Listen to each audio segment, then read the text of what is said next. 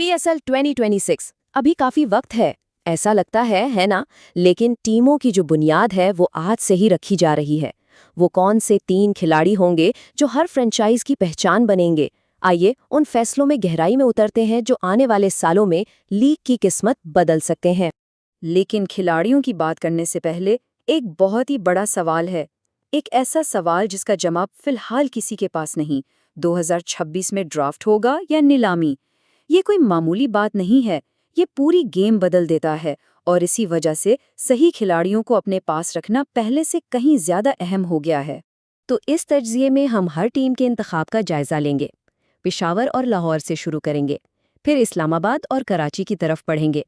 उसके बाद कोयटा के मुश्किल तरीन फैसले को देखेंगे और आखिर में मुल्तान की हिकमत अमली पर बात करेंगे।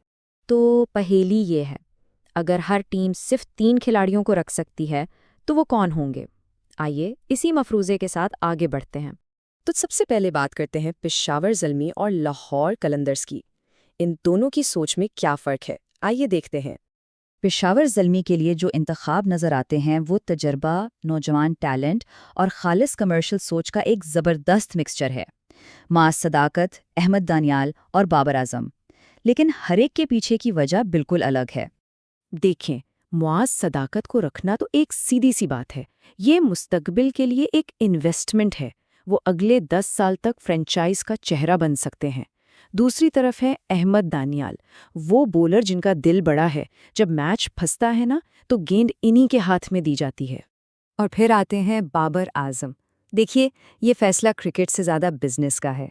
बाबर एक ब्रांड है, वो फ्रेंचाइज का चेहरा है। लोग बाबर को देखने के लिए टिकट खरीदते हैं, चाहे वो 0 पर आउट हों या 100 बनाएं। उनकी ब्रांड वैल्यू उनकी फॉर्म से बहुत ऊपर है। अच्छा, अब लाहौर कलंदर्स की तरफ आते हैं। यहाँ 2 नाम तो बिल्कुल पक्के हैं, शाहीन और हारिस, कोई शक नहीं। असल मसला है तीसरे इंतखाब का।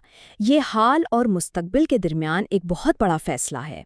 तो इंतखाब ये है सिकंदर रज़ा, जो आपको आज मैच जितवा सकते हैं, या मोहम्मद नईम, जो आपको कल का चैंपियन बना सकता है।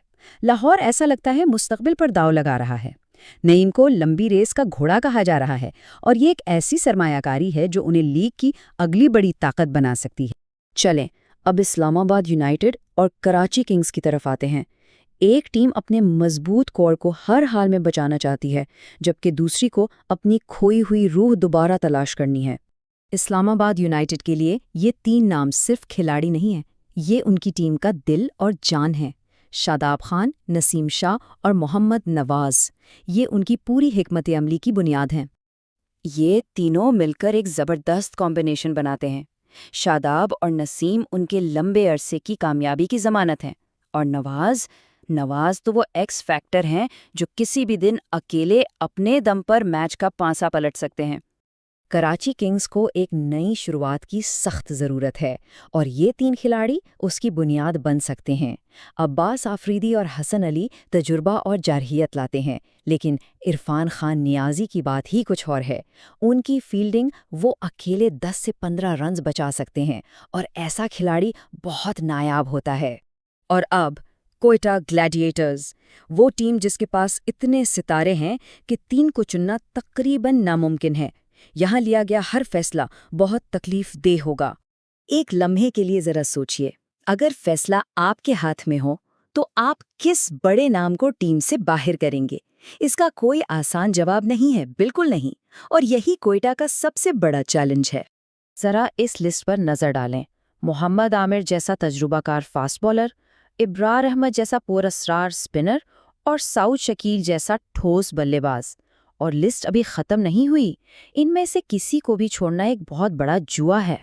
तो इतने सारे ऑप्शंस को देखते हुए पेशीन गोई ये है कि कोयटा मुस्तकबिल पर दांव खेलेगा। ख्वाजा नाफे, हुसैन नवाज और सोज शकील।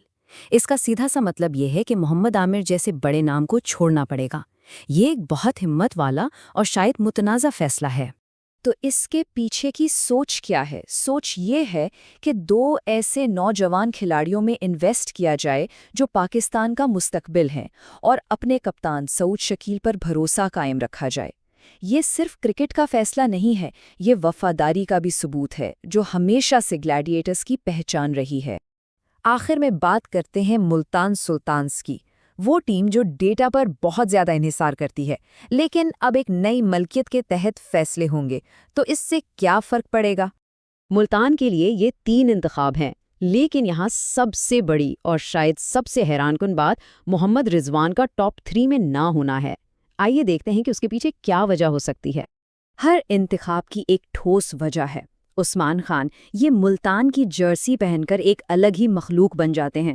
اسامہ میر صرف ایک سپنر نہیں ہے، وہ ایک شاطر کھلاڑی ہیں جو بلے سے بھی کام دکھا سکتے ہیں، اور طیب طاہر وہ ڈومیسٹک کرکٹ کے ماہر ہیں جو کسی بھی صورتحال میں رنز بنانا جانتے ہیں۔ تو آخر میں پوری کہانی کا نچوڑ کیا ہے؟